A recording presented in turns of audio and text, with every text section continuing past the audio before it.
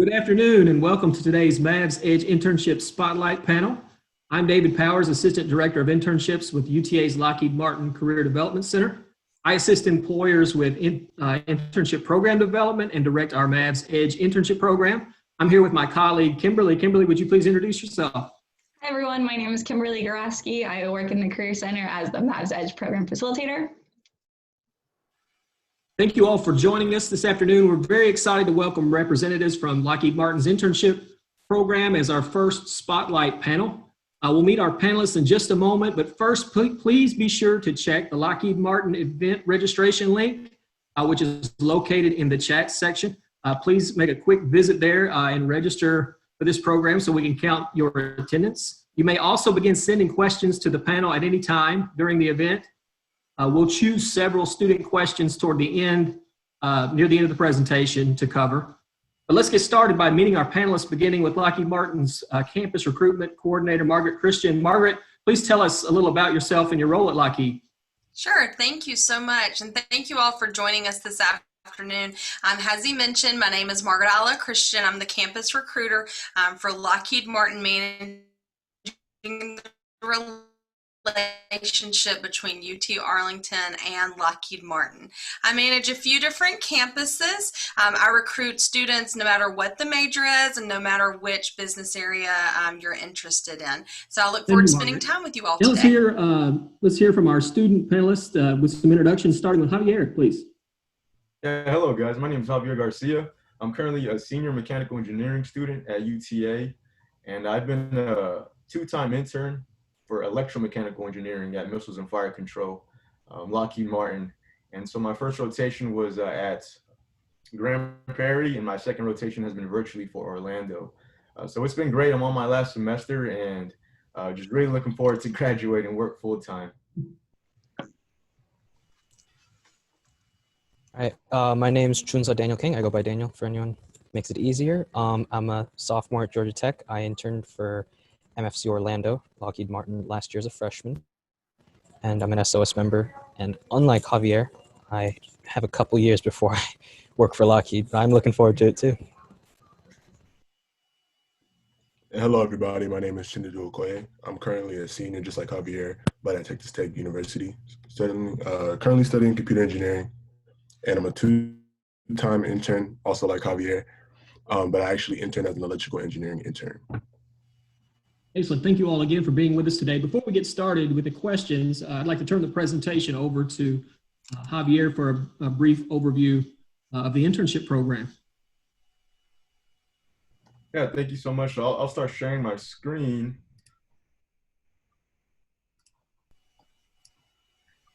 So yeah, we're just going to go over a few key points of Lockheed Martin, of what Lockheed Martin is and some of our facilities and stuff. Yeah, we'll go ahead and start with Chinedu for the first slide. Gotcha. So who is Lockheed Martin? Well, Lockheed is currently made up of 105,000 different employees. And of that number, about 7,500 are international employees. So 54,000 engineers, scientists, information technology professionals make up that 105,000. And then actually 1 in 5 employees is a veteran. So that's something that we, take pride in. As far as our footprint goes, we have over 375 facilities globally.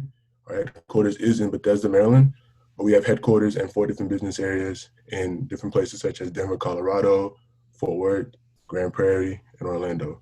But internationally, we have employees in 54 different countries.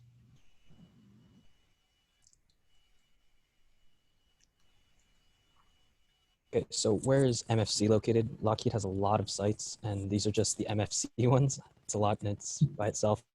So the biggest ones are Orlando and Dallas. The headquarters, as Chinedu just mentioned, is in Grand Prairie. Places like Ocala is like a branch off site from Orlando because Orlando and Dallas are the biggest. I myself am from Orlando, and I know Javier worked in Dallas. So they're the biggest ones, and we kind of know those places better than the others.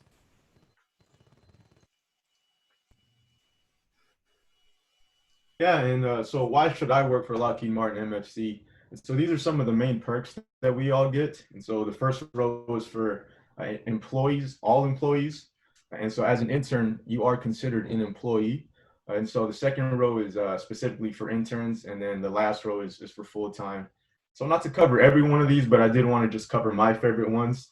And so for the 4-10 flexible work schedule, we work 10 hours a day, Monday through Thursday, to complete our 40 hours. And anytime that you need to take a few hours off a day, either for a test or for a quiz, or to, if you have kids, to go pick up your kids from the soccer game, you can do that, and you can kind of make up those hours at any time that you need, whether that's a Friday or even a weekend, so that has been super helpful.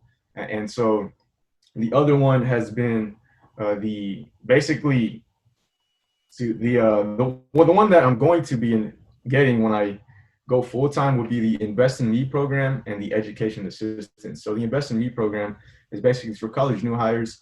They give you an extra $150 a month just so you can use, whether that's to your student loans or you just want to invest it in general. That's just something that they implemented so they can invest in their new college graduates. And the other one would be the Education Assistance. So as soon as you come on full-time, you are basically qualified to get college reimbursement, for your master's degree or your PhD. And so that happens instantly. And so you don't have to really sort of apply or wait for that. As long as that degree aligns with what you're going to do, then you can get that right away. And so, yeah, these are some of the benefits, and we will move on. Awesome. Thank you, guys. When it comes to hiring at Lockheed Martin, one of the beauties of being at Lockheed and with MFC is the span of different types of hires that we have. When it comes to majors, when you really want to drill it down, of course, obviously your technical majors, your engineering, your STEM-based pieces, where we're looking for business, we're looking for finance, accounting, but also too beyond that, communications, marketing, PR, you name it, we are looking for it here at Lockheed Martin. That's one of the beauties of applying to a large company such as ours.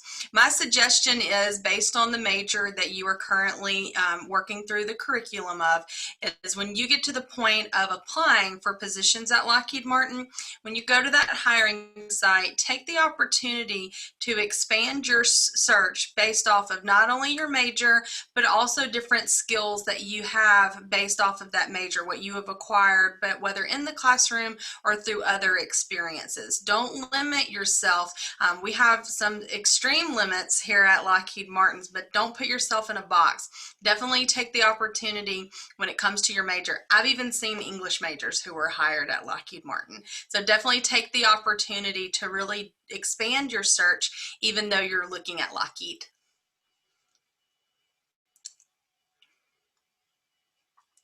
So when it comes to applying at Lockheed Martin, like I mentioned, here is the hiring website.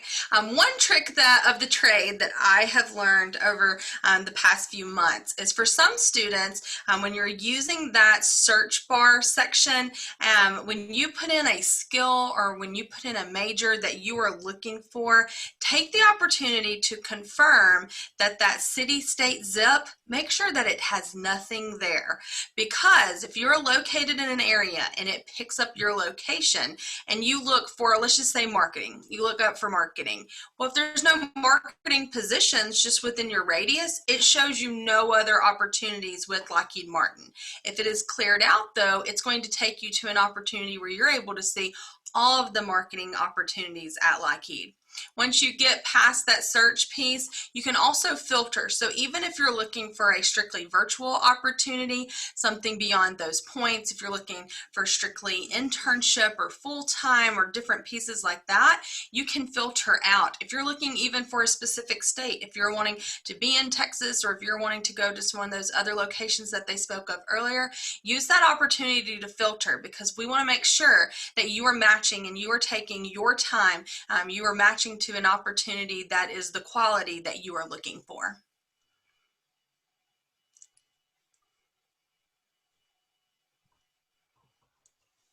And that wraps up the presentation portion.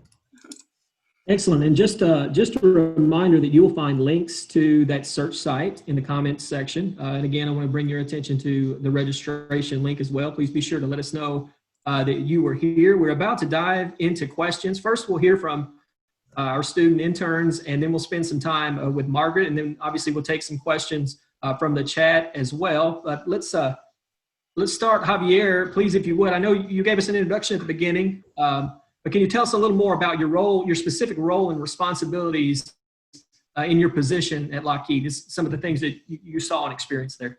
Yeah, so for internships, they typically happen in the summer. And so every intern gets some sort of project. You know, it could either be one sort of overarching project for the whole semester, for the whole summer, or it can be kind of split up into smaller projects. And so mine was split up into smaller types of projects. And so for electronic packaging, so for electromechanical engineering, what that basically is electronic packaging. And with my case, you know, I didn't jump in and do design work right off the bat because you got to have some experience for that. So I'm starting off with production related issues for electronic packaging. My first rotation was specifically for the PAC-3 program. It's a PAC-3 missile. And my second rotation was for the Apache helicopter, some sort of center turret that they have. It's a day sensor and a night sensor on a target tracking system. And so what I do is basically anytime there is an issue related to the assembly that's already been designed, whether we find that on the shop floor or we find that on the drawing, it's my job to kind of go in and analyze what's wrong, how we can fix it. For example, if a PWB is not really sitting flat, or if a flex portion is cracking or things like that, I'll have to check in to see, you know, if it's overstressed or if it's over torqued. And so through that, I just have to make sure, you know, the drawing tolerances are on point, the dimensions are on point, the notes, you know, comply to everything, the assembly procedure.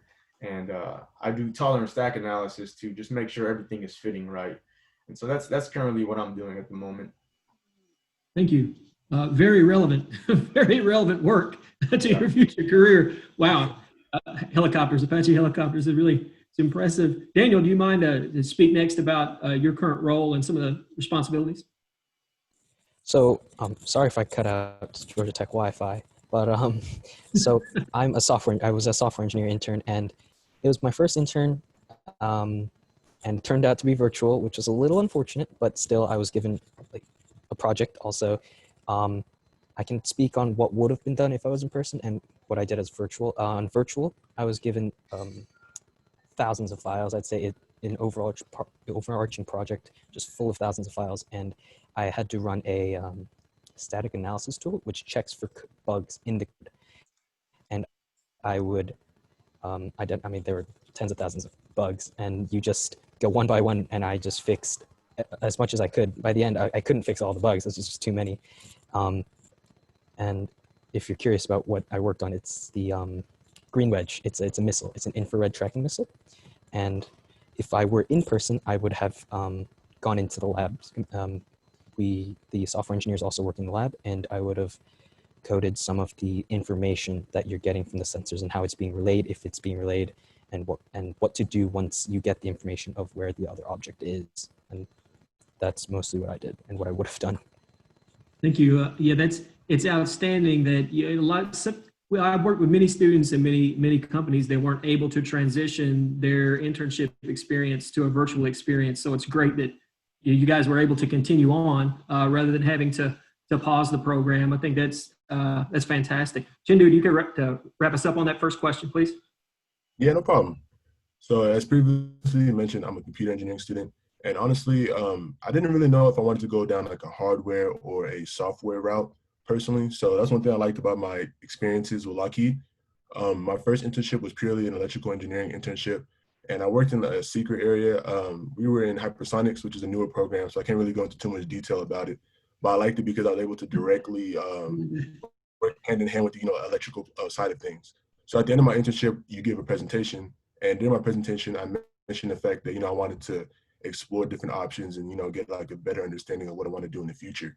So this past summer, I actually worked hand in hand with the thermal battery team, and I worked with the software team. So basically I was developing MATLAB applications, purely software, and I was basically helping them analyze the thermal battery test data. So that's one thing I like about Lockheed. If you're very vocal about the things that you want to do, they'll make sure to find a position for you that best suits your strengths. Yeah, any position where you start out, I can tell you, but I'd have to kill you, is is confidential, is always is a cool role. Daniel, I know you had a bit of a special circumstance as you completed your internship as an underclassman, which is really kind of rare and also fantastic, I think. I wish there were more opportunities for underclassmen. Can you talk about how that experience may have differed for you for that reason, or if you felt that was different in any way?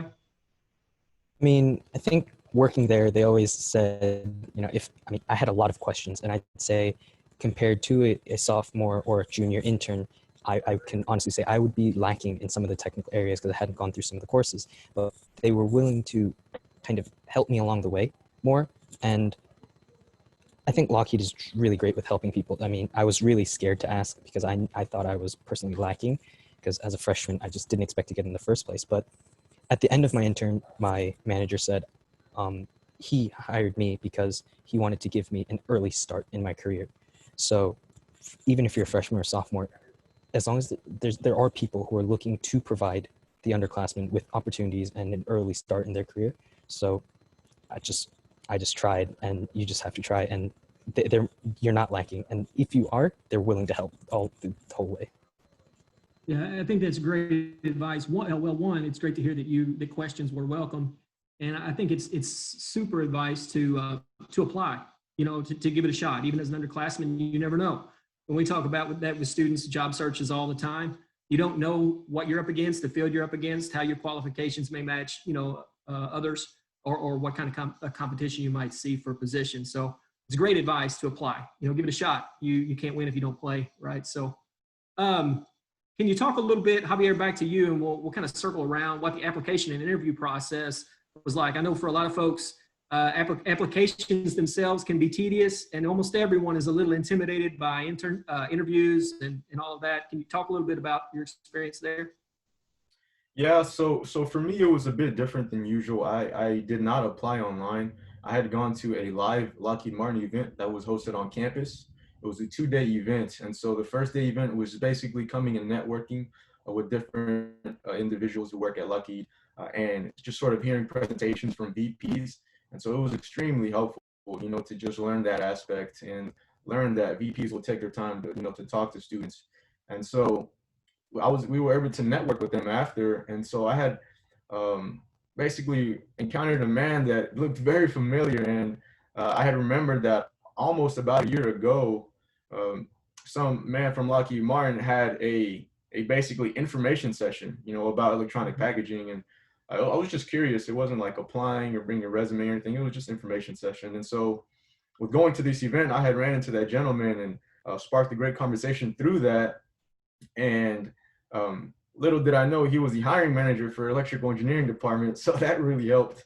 And so it was a great conversation. And one thing that really helped me was during that first conversation with him, I was, starting to talk about my different projects that I worked on and just kind of putting passion in those projects, explaining that, how I've been using my time outside of class, and so basically the second day I came, dressed to impress. And the first day, some Lockheed Martin engineer actually helped me kind of review my resume. And that night, I just 360'd the whole resume because I got some great feedback. I put a little personal summary, made it look so much nicer. And thankfully, I went and I was able to get the job on the spot, which was great, So I had always seen those lines at the we call it the Joe's job fairs, but I'm gonna be honest, I've never stood in one of those lines before. They're so long. But I do encourage it. If you're dedicated, you have to do it. Thank you. Thank you, Javier. Appreciate the plug there.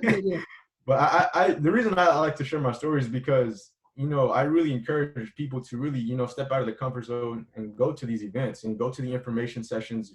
Just because they're not hiring, you never know who you'll run into, whether it's the presenter or a student ambassador, that will, want to kind of help out. Because me as a student ambassador, I would probably go to those and see, okay, well, these people are interested in learning outside of class. So let me talk to these people and see if I can help them get a job. So definitely step out of your comfort zone, guys, and speak about your projects with passion. And I think that would really, really greatly help you stand out. Yeah, a lot of great points. Kimberly? you got a comment? Yeah, I'm just seeing in the chat box that we have a follow-up question for Javier asking what kind of feedback you received on your resume. If you could talk a little bit about that. Yeah, so to just kind of quickly run through it, my resume, I had created it in the senior year of high school and would just update the content. And so it was a one pager. It seemed very continuous and also kind of bland. And so he had given me some great advice on like having senses of separation in between your experience and, you know, your other skills and stuff with, you know, dividing lines, you know, and so he had also recommended me put a little personal intro summary. And that was the point I was going to discuss later on. But I've been speaking with a lot of different interns or different students on giving them advice. So if you'd like, you know, to know more, please reach out on LinkedIn. But just to quickly wrap up with the personal summary, one thing that really helped me was to put like 3 to 4 sentences maximum. Don't make it too long. You got to have it kind of a sweet spot so they read it. And so you just kind of go in with who you are, you know, your major. The second portion, second sentence is what you focused on as you know, a college student. And the third sentence will be the impact you want to have on that company or on that position. You know, so it's a way to make it personal. You know, you read it, someone reads it and it's a little more inviting to them. They kind of understand who you are, and they look at the rest of the information a little bit differently. You know, and so it's also a place where you can put some of those keywords that you see on the application, because nowadays I'm learning that it's real. Like they actually filter your resume and stuff. So I think that was super helpful for me. And again, if you guys want more advice from me, please connect with me. Yeah, you never know. Again, great points. Who you might bump into, what conversation might be a difference maker. Gentlemen, I know you may have had a more traditional application or interview process. Would either of you like to speak? Daniel, I saw Daniel kind of give a head shake. Please tell us about the process. I'm on the same boat as Javier. I did not have the traditional interview process, but unlike Javier, I did wait in a line for a solid over an hour to get to talk to someone. Yeah. Determination. And I was actually told in that line that it's uncommon for a sophomore and freshman to get picked. And I genuinely, in a real sense, didn't care. I just wanted to talk to someone and just get my face recognized before anything. So my interview process was I talked to him. I showed him my resume. I didn't know who he was. It just said computer science people go over here. So I just talked to the guy. I remember his name was Tim something. And then I talked to him. He just asked me stuff about my resume. I showed genuine interest in, I know one of the questions I just saw was any soft skills. I already knew a lot about Lockheed when I talked to him. I talked about some of the projects Lockheed already was working on, nothing classified because I wouldn't know that, but some of the very important projects they were working on, the big things Lockheed was doing right now. And he could pretty much tell my interest in the company. So around 5 hours after that, I got called, and turns out the guy I talked to was my manager. Oh, wow. Mm-hmm. So are we going to go 3 for 3 and it'd be a non-traditional application process? Chinedu, what was it like for you? So yeah, just like Daniel and Javier, I too didn't really have a traditional internship experience. It's kind of funny. I actually got my offer from a job fair. It was the National Society of Black Engineers. They have like a national conference every year. And the funny thing that kind of connects Daniel and Javier's statements is this is actually my second time going to that conference.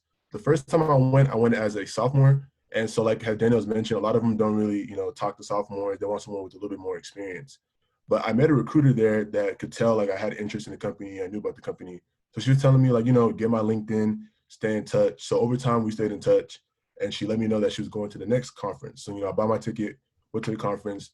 I went to talk to her, and she was telling me that there weren't any more internship positions available. But I think she had just had a conversation with one hiring manager, and apparently either someone had dropped or someone had basically a position that opened up for me. So I interviewed with the actual manager I'd be working with. And then going off of what Javier said, I just talked to a good friend of mine, literally like the day before the conference, and he helped me soup up my resume. I saw someone in the chat mention, if you don't have any work experience, what can you do? I felt the same way. I didn't have any, internship or work experience in the engineering field before that. But when my friend told me, he gave me some great advice. He was saying, make sure you highlight the projects you've worked on in school, because, you know, sometimes those projects that they work on, they don't give you those projects for no reason. They give you projects that can translate to the real world. So the cool thing with my interview was when I was talking to my manager, he was looking at my projects and he was like, okay, funny enough, the one position I have open directly correlates with the work you've done in school. So I already know for a fact if I put you on the team, you would have a good understanding of what was going on. And so literally after leaving that interview, I got a call from the hiring manager letting me know that I got the offer. So I wouldn't be discouraged because you don't have any internship experience or any work experience. Just make sure you really highlight the work you've done, do some research on the company, and really just go in there with some confidence, and I'm sure you'll get it. Wow, you guys are really providing a lot of great information, and it's very cool to hear you say, you know, passion and persistence and showing interest were big for all three of you. You know, really important to demonstrate that interest wherever you can. Daniel, do you have a comment? No, I do have to head out. Sorry, guys. Okay, that's right. That's right. But I just want to answer one quick question in the chat, if that's okay, before I leave. For the technical skills for software, it's nothing. Lockheed's very practical. It's not. You don't have to know, you know, Prim's algorithm. You don't need to know these like really elaborate algorithms. As long as you know, like, really the foundational object-oriented programming and how that works, you should be fine. Recommendations: I didn't know Git going into the internship. That really was a learning curve, and it took me a while to understand Git. So if you want a recommendation, learn Git. That's really helpful. And as for my LinkedIn, I'll drop it in the chat. And that's probably it for me. Yeah, thank you so much, Daniel, for taking the time to be here. We know you've got to run to a class, got a previous engagement, so we appreciate you squeezing us in. Thanks a lot. Thank you, Daniel. Thank you.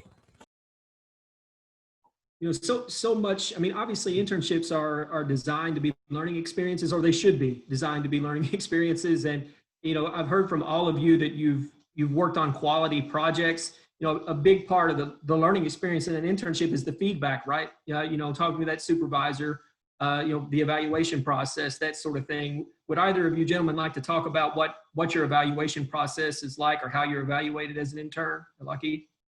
Yeah. So the main format is basically a basically midterm review and a final presentation. And so the midterm review is basically, again, just sitting with your manager and just discussing your general progress on how things are going, and they will give you, you know, general advice. And so I didn't really get any like critiquing, you know. I was like looking for that, to be honest, but they just said, no, you know, just keep on, you know, consistently working. And so, and then the final presentation is basically a little 5 to 10 minute presentation on all the things that you worked on throughout, you know, the impact you had, and just things that you learned, you know, just a little presentation to wrap things up. And that's generally when they will basically ask you if you want to return back, you know, for the next summer, or if you're graduating at the end of that, at the beginning of that summer, then for a full-time position. I think a question said, are there any returnship programs? I'm assuming that's like, you know, people returning back.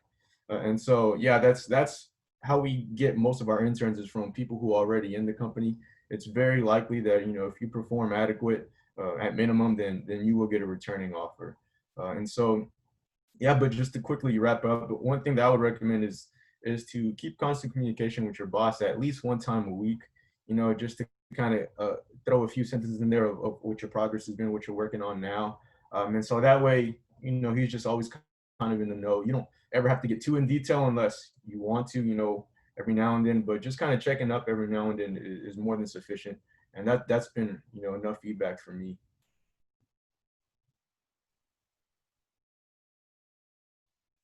I guess to kind of add on just a little bit to what Javier said, he pretty much covered everything. Only thing I was going to say is going into my first internship, I had this feeling that, you know, I wasn't doing enough. I felt like because I didn't know as much as the people I was working with, being the only intern on my team, that my evaluation process may not go too well. I guess I was just being hard on myself. And talking to my manager, he was letting me know that, look, like, obviously you're coming into a situation where you're new. They don't expect you to know too much. So you just putting in that work, putting in the effort, and like visibly showing the effort to your bosses and to your coworkers is enough. Like, that's all they really want to see you do. They don't expect you to be a master at your craft within the, you know, 2-3 months that you're working there. They just want to see you putting in an effort and genuinely, you actually wanting to learn and develop in the company.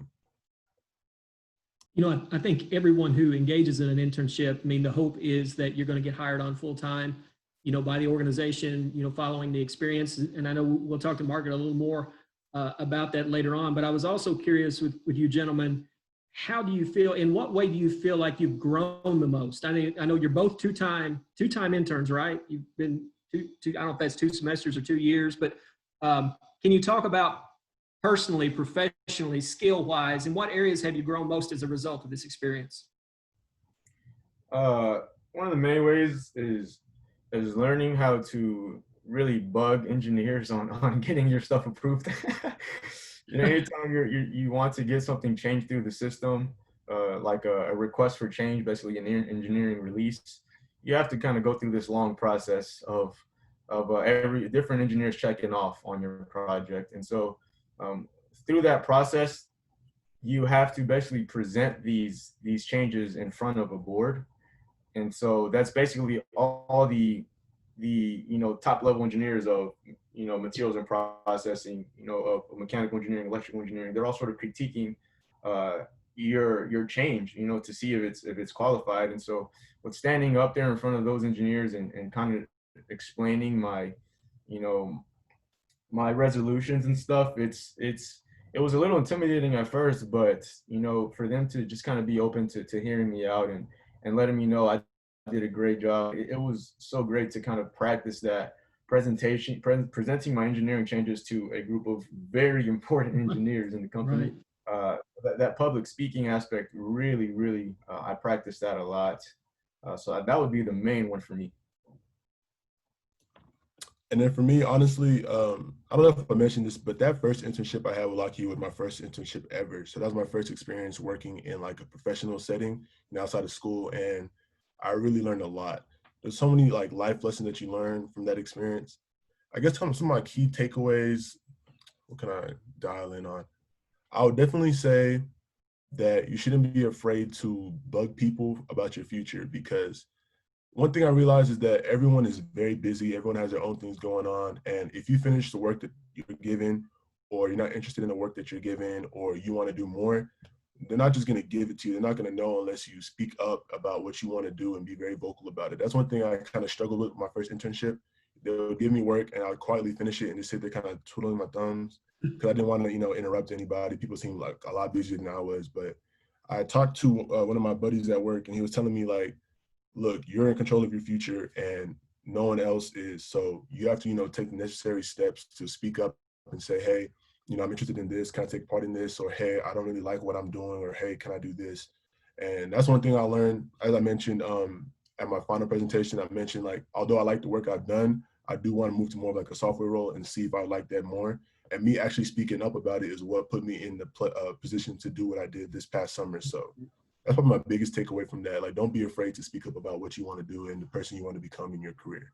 That's great. We'll give a couple more questions to the students, and Margaret, we'll throw a few questions at you as well. You guys have done a great job of monitoring the chat also. Thank you so much for keeping up with that. I know we've already addressed, I think at the end of the day, every student's wondering, how do I make this happen? How do I put myself in this kind of position? And you guys have touched on that already. But just drilling down directly on that question in terms of what tips or advice you'd give to UTA students or college students anywhere who are seeking an internship with Lockheed Martin, how can they make themselves stand out as an applicant?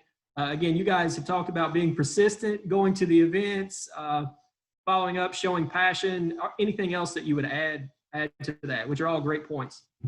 Yeah, again, to touch on the fact that you don't need as much experience or internship experience as you think you do.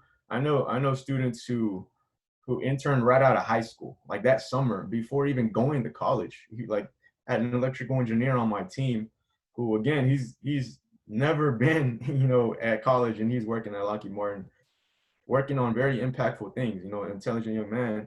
And so I would say to, again, really try to, how would I say it? Just try to work on personal projects that interest you, that fall in line with what you're learning in class. And so for those people who, again, say, man, I don't feel adequate Well, those little personal projects and that passion that you have for what you're learning outside of class is what Lockheed Martin is really looking for, guys. And so we're taking a little bit less focus on the GPA for anyone who has that worry. Just go ahead and put it on there because they're going to ask, but they're focusing less on that, and they're focusing more on, is this gentleman or woman passionate about what they are learning? And the way they show that is through their personal projects, their organizations. One of my favorites that I've been involved in is something called a hackathon. For those who don't know, it's basically a weekend event where you just go ahead and pair up with all these college students. High school students are invited, professionals are invited, but it's mostly college students, where you pair up, you make teams, and this nonprofit organization organizes it and gives you problem statements, and you can work on some very impactful little projects in just a weekend. And so you can put those things on your resume, on your portfolio. So for anyone who doesn't have that time, I'm feeling, man, I work so much, I don't have time for organization, I don't have time for this and that, then those little weekend hackathon events will really help you out. So one main website that I know that posts a lot of information is called Major League Hacking. So that's something that kind of just quickly can give you, impactful projects that you can speak on whenever you're in that sort of interview state, or whenever you run into someone. So that I found that to be really helpful for me. Thank you. I guess just to add on a little bit to what Javier said, I really do believe you should be able to know your resume and speak very clearly on your resume from front to back. All these projects, like I mentioned, that you've done in school are very important. But if you're talking to somebody who's a professional and you can't really articulate the work that you've done, they're going to be able to see right through that. So I would definitely say, before any interview process you have, make sure you really understand the work that you've done and you're able to, show that to a recruiter. Another thing I would mention is, one thing I realized through my experiences at Lockheed is very big on leadership. So one thing I would definitely include in my resume would be any kind of leadership experience you may have. I was the president of a few organizations on campus, so I talked about that, and that's one thing that kind of lit the eyes up of my recruiter, because he knew that if I put you in a real work situation, I know that you can work in a team full of people, and if necessary, lead that team. So these are definitely things that Lockheed looks into. Make sure you're confident about what you're doing, and make sure that you can work well in the team, and if necessary, be a leader of that team.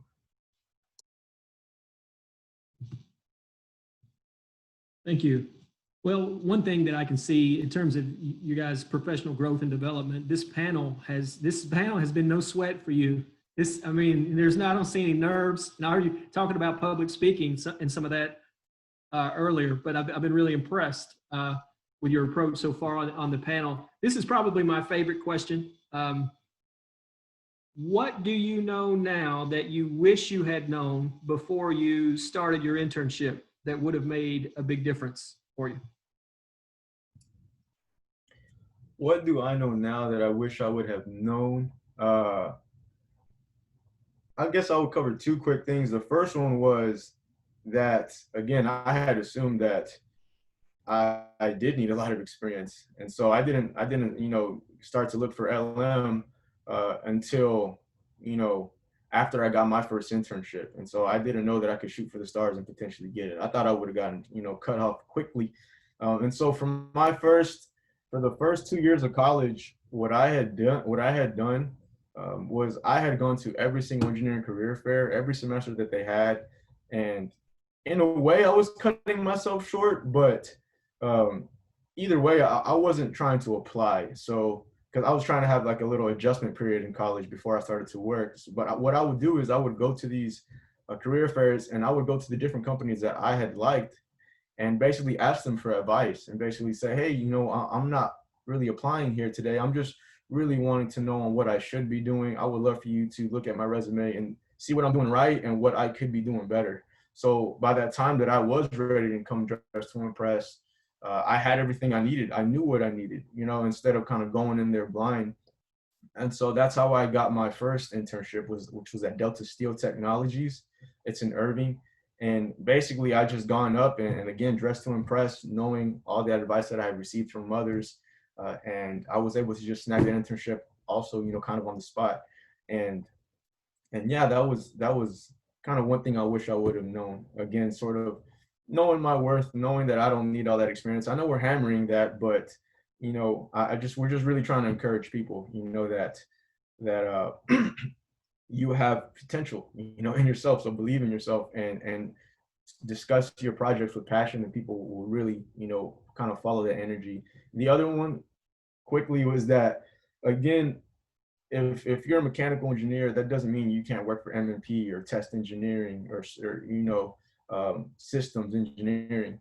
You can stretch out into different things.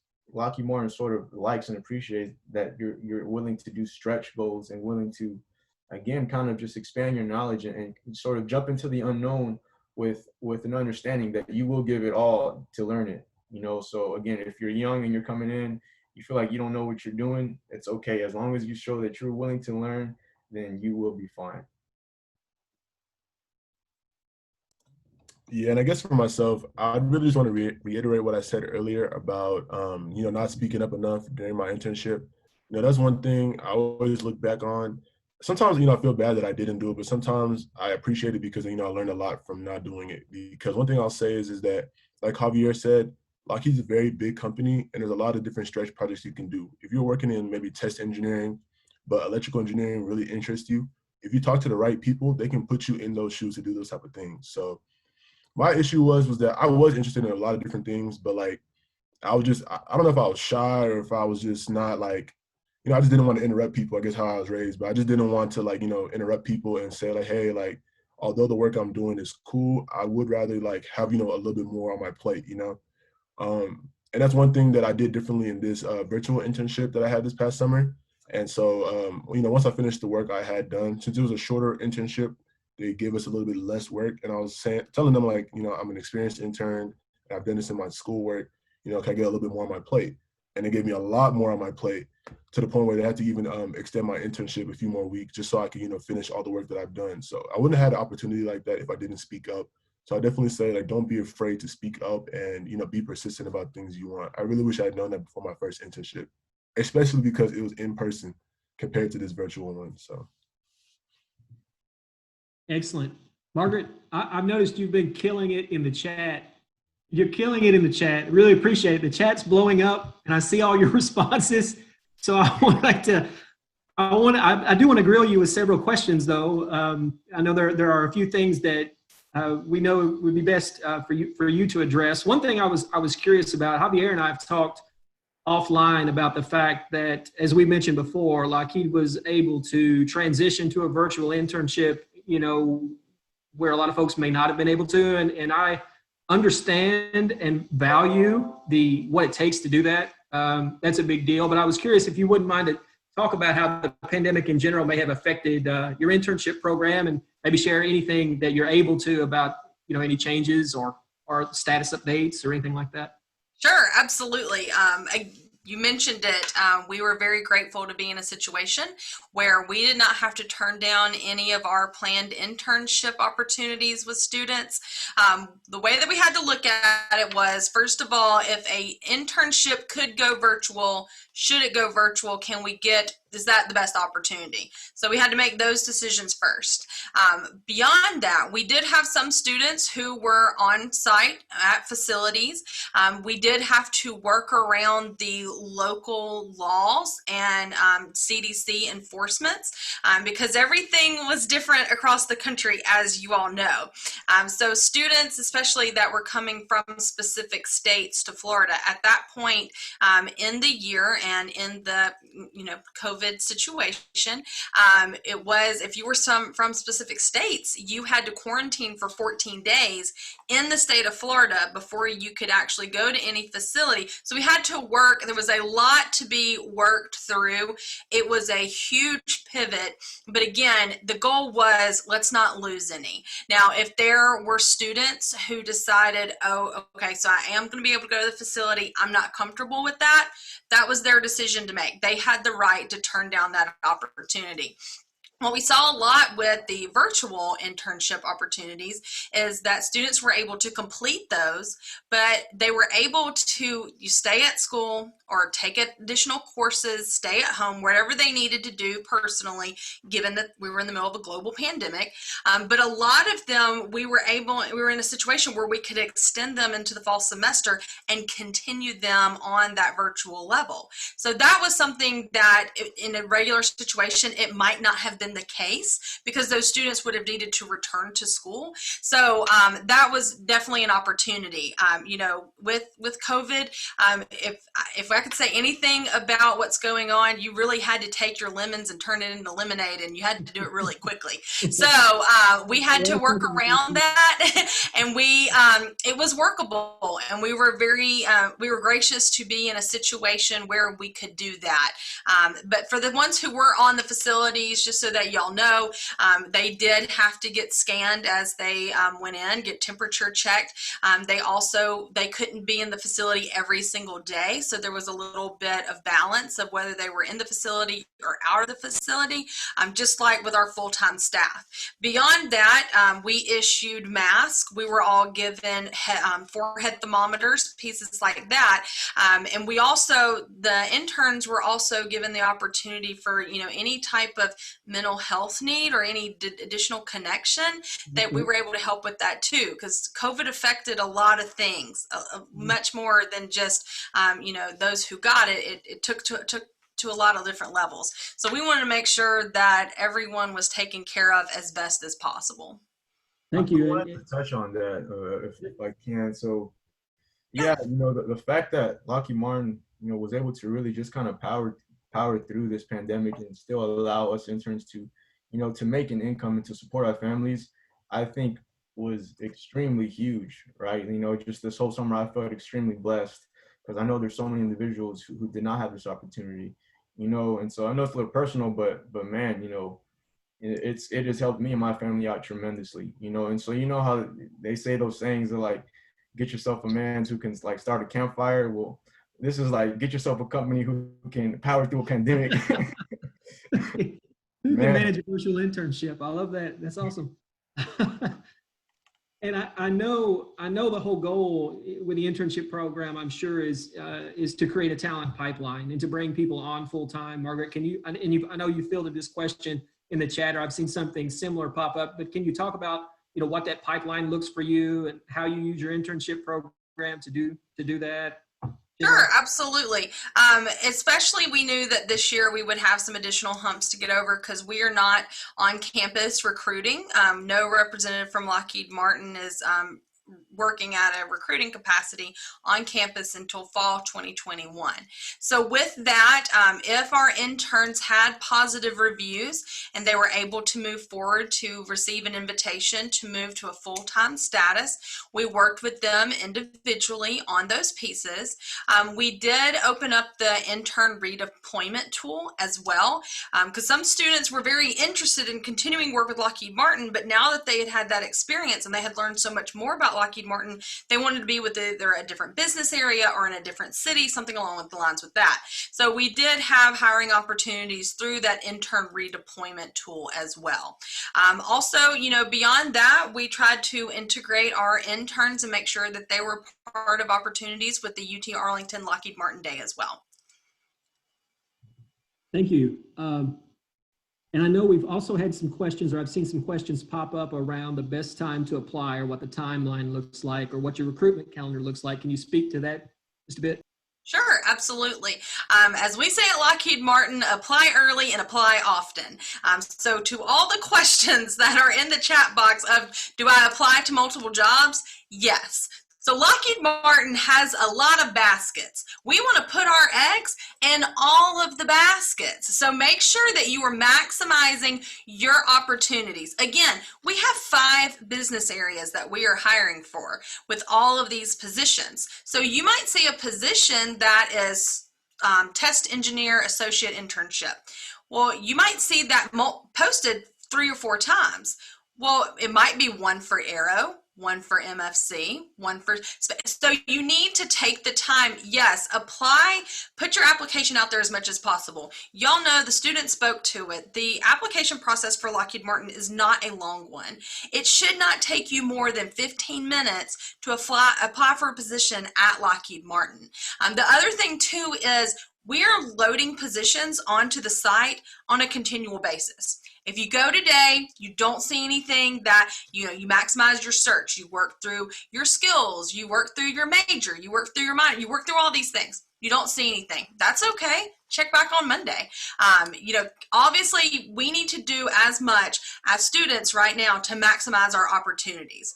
It's COVID, where this is a tough time. You can't network as you normally could. You can't have a career fair the way that you normally would. We couldn't have Lockheed Martin Day the way that we normally would. So you have to look at as many options, and you need to take a chance on yourself as much as humanly possible. So apply early and apply often. We are looking to, fulfill 80% of our hiring in the fall semester, which leaves only 20% in the spring semester. So you need to get out there, you need to get on the hiring site, and you need to get your application in soon. You are killing it. I got two more for you though. Two more that I really want to know. I'm very interested in. These are my questions now. I'm curious about some of these kinds of things. So can you tell me, I know you mentioned there are a lot of opportunities within Lockheed Martin. Obviously it's an enormous corporation. We've heard from students in engineering and technology areas, but what are some areas where there are opportunities that students wouldn't ordinarily think about or maybe associate with Lockheed Martin? For those majors that might not necessarily be in tech. Sure, absolutely. So yes, when it comes to positions outside of that STEM level path, we definitely have additional positions. We have business, we have finance, we have accounting, we have PR, communications, we have marketing. Again, I kind of mentioned earlier, when it comes to the type of majors, I've even seen an English major receive a position at Lockheed Martin. So when you go out there, again, maximize your opportunities. Take a chance on yourself. We are hiring at all different levels. Again, 5 business areas need to fully hire incoming students for us. So take the opportunity on yourself. No matter what your major is, give it a test and give it a look. Also, a great thing about Lockheed Martin, and our students kind of mentioned this earlier, when it comes to either broadening a skill set or maybe even really honing in and becoming professional with a specific skill set, even if you have a major that's a little bit outside the lines of Lockheed Martin, but you're really wanting to work on that skill set piece, go ahead and take a chance and apply to Lockheed Martin. I have put my email in the chat box a couple of times for specific folks, but please feel free to reach out to me after you apply at Lockheed Martin. You get a confirmation email back that you will have a number that ends in BR. Feel free after you do some applications to forward that along to me, and I'll help you out as best I can. I don't have a crystal ball and I don't have a magic wand, but I'm going to do my best for you, I promise. And the last question, and this one is completely selfish. I'm just curious if there are specific skills and skill sets that you see generally in candidates, or if there's a skill deficit that you see generally in candidates that we in education could be addressing. Are there soft skills that you see in short supply? Are there any glaring things that you're seeing in candidates in general that we could maybe address or we could learn from? Sure, absolutely. Now, I will go ahead and state when it comes to the skills that are expected for a position with Lockheed Martin, those are going to be posted in the basic qualifications section as well as the desired skills. Beyond that, when it comes to positions that are tech, non-tech, the number one thing that we are hoping to get out of a student when we're able to have an interview and a conversation is communication skills.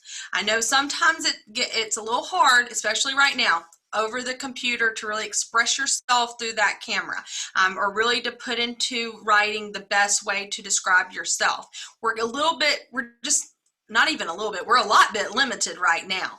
But finding that way to speak professionally and to speak well and to communicate well so that we fully understand the best version of yourself when we are, especially when we're interviewing, that is one of the key pieces. Beyond that, a skill that I don't even know if it's technically a skill, to be perfectly honest, but just having a learner's heart. You heard these students really talk about how they were able to expand and able to grow. What you did not hear them say is, I came in with a chip on my shoulder thinking that I already knew everything. If you think you already know it all, Lockheed Martin is not the place for you. All of us are learning something new every single day. I am almost up to my 1 year, and I have learned something new every single day at Lockheed Martin, and these students can speak to it too. So you have to be open to growing. You have to be open to learning. That's what we are really looking for. And to be honest, we can figure that out through an interview process pretty quickly because we know what we're looking for. If you're open to growing and you are open to developing, we have a lot of opportunities for you. Can I Excellent. actually add one thing? Sure. Yeah, no problem. You know, one thing I realized, and this kind of goes for all interviews, not just for a Lockheed Martin interview, the STAR method, I don't know if everyone knows that, but it's a very, very important thing. So my interview was purely STAR method, which is one thing I loved about Lockheed because, you know, being a computer engineer, I'm always so scared of like technical interviews, but I didn't really have a technical interview.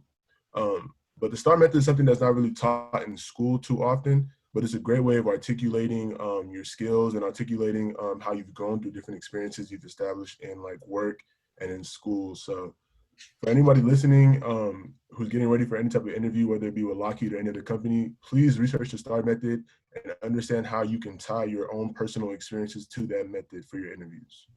Yeah, I would add on that I was lucky enough to have a little mock interview by some Lockheed Martin engineers while I was already just in the position. Just for some, practice. And it's just, for anyone who doesn't know what it is, it's basically very situational based equations. Like, how would you react to this? How would you react if you're in this situation? What was the outcome of this project where you failed? How did you take that? Things like that. Two things I would highly recommend you, again, study the questions that they have. You can Google these questions and pick 3 to 4 things that you like kind of as go-tos, and study those go-tos, beforehand, because I had done a STAR interview one time for Apple. It was just like a sales, like kind of at the store, not engineering. This was way back. And I had made up a whole situation because I was just unprepared and it did not go well for me. I was like, kind of stuttering. So like learn beforehand what you can kind of, come up with. And the other thing, I forgot what the other thing was, to be honest. Go ahead. I'm sorry, Margaret. Go I ahead. will add that in the next 2 weeks, I think on November the 2nd, as well as November 11th, I will be hosting office hours through the Lockheed Martin UT Arlington Career Development Center. So if you need help with that STAR method, if you don't understand the type questions, those behavioral type questions, we can talk about that. That's a really good opportunity for you to drop in and have a one-on-one with me. I quickly remember during that mock interview, they had gave me feedback that whenever I would describe the problem, I was going too much into detail what the problem was, and I was kind of just brushing over my solution. And so, I kind of hyping up the problem, but not hyping up the solution. And so they told me, we really would like you to flip that time, to just kind of quickly get to the point of what the solution was, what the problem was. But we really want to, you to elaborate on the solution. If you want to get technical with it, you're only going to look more professional and prepared. So practice that, and I think that would really, really help. One thing with Lockheed Martin is they are result oriented, so within your interview, within your resume descriptions of your projects and experience, try to put it in a result oriented manner. A lot of times people just put, oh, I learned how to use a forklift and I learned how to do that. A lot of times people can assume that you did that. They want to learn what was the impact of you being there. What was the impact of, like, what's the difference did you make? If it was you or another guy, what value did you add? So just make everything result oriented with your interviews, with how you talk about your projects and with how you describe things on your resume. That would really, really help you stand out a lot. Right. Fantastic points about interviewing. I was speaking with one of our career consultants this morning in a presentation, an online presentation, and the STAR method was brought up. So obviously our career consultants in the Lockheed Martin Career Development Center are familiar with that technique and can assist you in practicing. And Margaret, thank you so much for plugging your upcoming office hours. That was super. I don't know that I would have worked that in, so I really appreciate you getting that in there. You guys have been fantastic. I really appreciate your time, your willingness to be on here. Thank you again to the audience for attending. You'll find the links. Remember, you'll find the links for more information in the comments section. Please hit that registration link. You'll also see the job search link available there. Again, thank you to the panelists. Anything anyone would like to add before we wrap it up? Doesn't look like it. All right. All right. Again, appreciate you being here. Best of luck in the fall semester. Take care. Thank you guys so much. Thank you. Everyone.